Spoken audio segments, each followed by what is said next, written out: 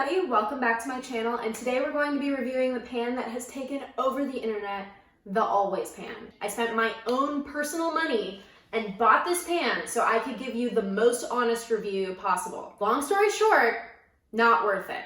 And I'm going to tell you through this video why I think that and what brands I actually would recommend if you want a pretty pan or a functional pan. The competitors are not paying me. I am 100% giving you my honest review of this pan so that you can have the best cooking experience and get the best bang for your buck. So without further ado, let's dive into what I think about this pan.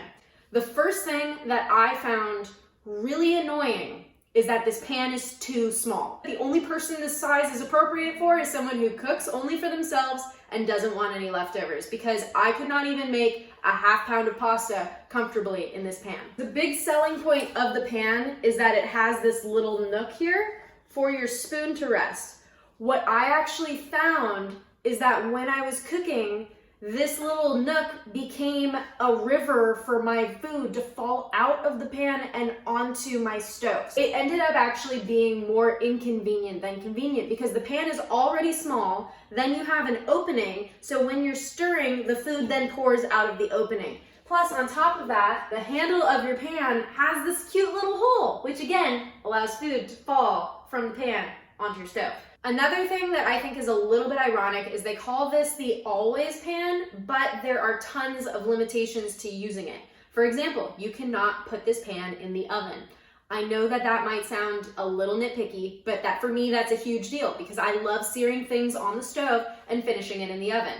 Second, you cannot use it on high heat, which I personally use a lot. So for me, that's a pretty big limitation, and they tell you on the website that if you use high heat frequently, it will degrade the ceramic coating on the inside. On the website, they tell you that in order to take proper care of your pan, you cannot use metal on the pan. So you have to use like a silicone spoon or the pretty wooden one. Okay, I get it, makes sense. However, why are you sending me a metal steaming basket without any kind of silicone protection on the bottom? Isn't that gonna damage my pan?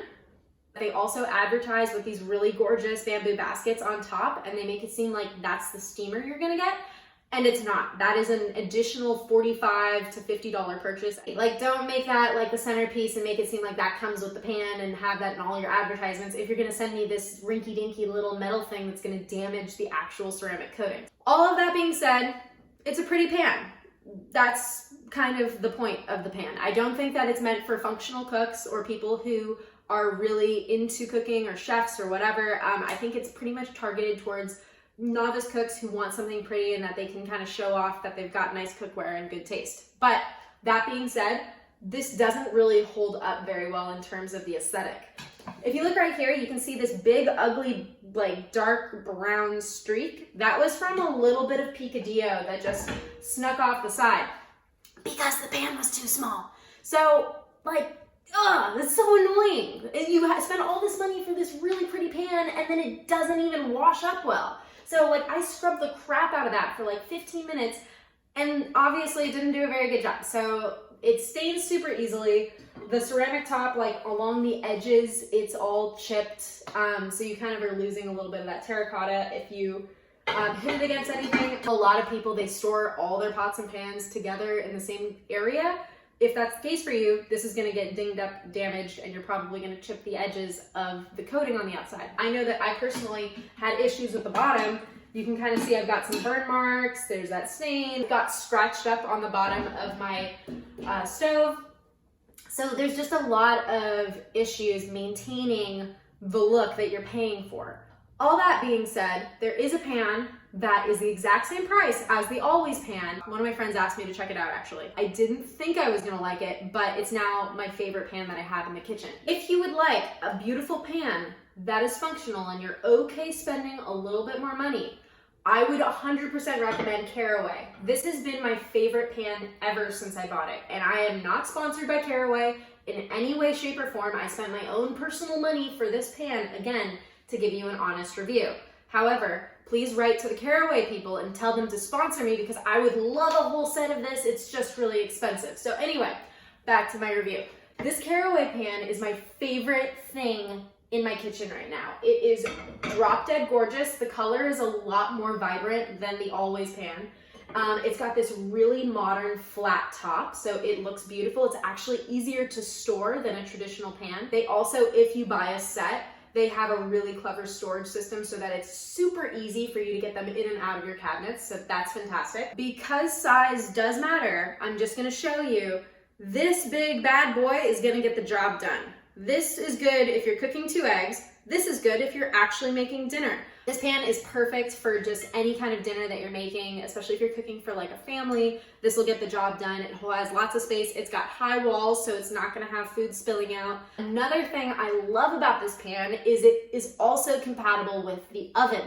So you can cook something on the stove, like let's say you're searing a chicken breast, and then you can put it in your oven and finish it off so you've got a beautiful juicy center. I really wasn't expecting to love this pan as much as I do, but every time I'm cooking something, I tend to be reaching for this, or my Dutch oven, which I also love. This pan, I believe, was $145. The last I checked, it was exactly the same price as the Always pan. They were also doing the exact same promotion on Black Friday. So I think they're pretty close competitors, and they keep track of what promotion is going on the other one's website, and then they try to match it. If you are choosing between the Always pan and Caraway, go with Caraway. It's a no-brainer. It's so much better, it's ridiculous. So, and again, you've got the same beautiful, gorgeous look. It's a little bit more modern than the Always pan, which I personally prefer.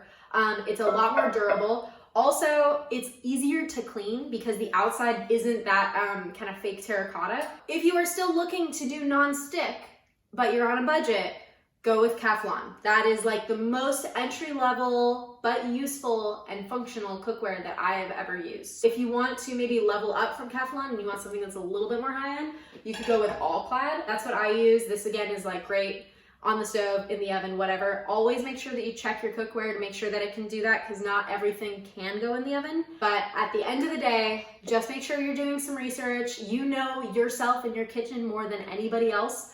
If having a pretty pan makes you happy and sparks joy, by all means, get the pretty pan. If you don't care about pretty pans and you're just okay with things being functional and you want just to focus on the food, then I would go with Teflon or All-Clad, because they're great. They're super tried and true. Everyone's used them. I've used them. I swear by them. And again, they're super fantastic in the kitchen, and they're total workhorses.